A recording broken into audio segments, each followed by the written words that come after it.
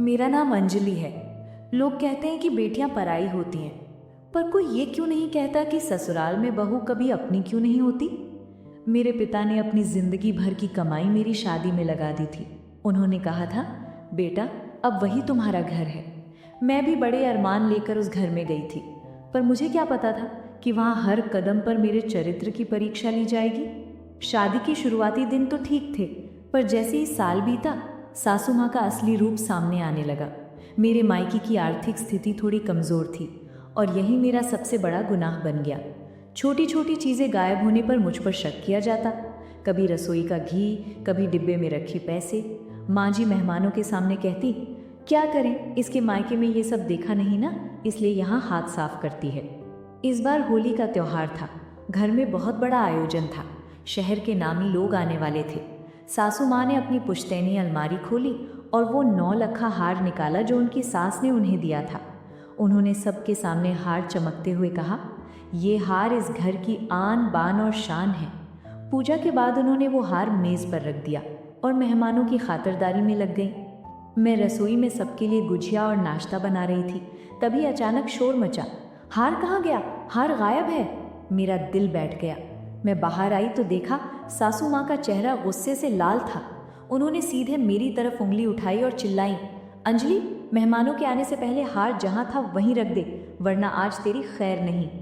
मैंने हाथ जोड़कर मिन्नतें की, माँ जी मैंने हार को छुआ तक नहीं, पर मेरी बात कौन सुनता। उन्होंने मेरे कमरे की तलाशी ली, मेरा संदूक खोलकर सामान बाहर फेंक दिया। मेरे पति आकाश, जिन्हें मैंने अपना हमसफ़र माना था, वो भी चुपचाप खड़े सब देख रहे थे। जब उन्होंने भी मुझसे पूछा, अंजलि सच बता दो, तुमने कहीं रखा है क्या, तो मुझे लगा जैसे मेरी रूह कांप गई हो। जिस इंसान पर मैंने सबसे ज़्यादा भरोसा किया वो भी मुझे चोर समझ रहा था। सासू माँ ने मुझे सरेआम जलील किया। उन्होंने मेरे हाथ पकड़कर मुझे घर के आंगन में खींच लिया, जहाँ लोग होली खेलने के लिए जमा हो रहे थे।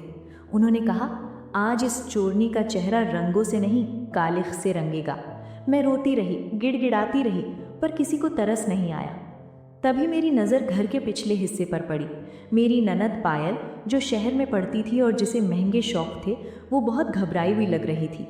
वो बार बार अपने फ़ोन पर किसी को मैसेज कर रही थी। मैंने देखा कि वो चुपके से स्टोर रूम की तरफ गई। अपमान का घूंट पीकर मैं उसके पीछे गई। मैंने खिड़की से झांका तो मेरे होश उड़ गए।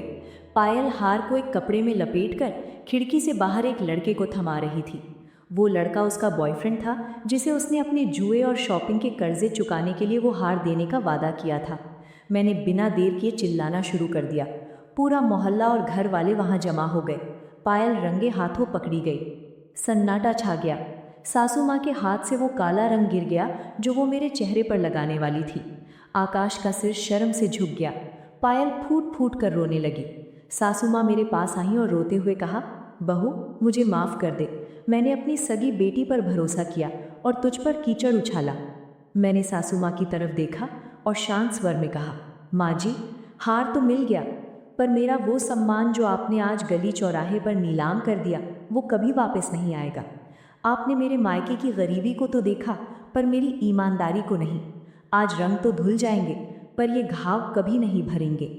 दोस्तों, ये कहानी सिर्फ मेरी नहीं है। समाज में आज भी बहू को बाहर वाला ही समझा जाता है। याद रखिए, घर ईंटों से नहीं भरोसे से बनता है, और अगर भरोसा ही ना हो तो वो घर शमशान से कम नहीं।